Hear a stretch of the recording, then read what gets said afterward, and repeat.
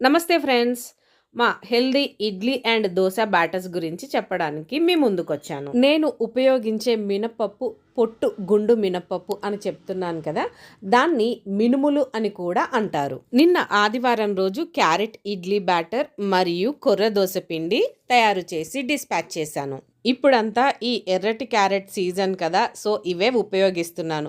పోయినసారి చాలా నుసినుసిగా తురిమాను కదా, కస్టమర్స్ పెద్దగా ఇష్టపడలేదు, క్యారెట్ కనపడలేదు అన్నట్టుగా ఫీడ్బ్యాక్ ఇచ్చారు. అందుకని ఈసారి పెద్ద రంధ్రాలు ఉన్న దానితోని తురిమాను. మీరు ఈ వీడియోల్లో గమనిస్తే దోసపిండి ఇడ్లీ పిండి ఎంత చిక్కగా ఉన్నాయో మీకు సులభంగా అర్థమవుతుంది.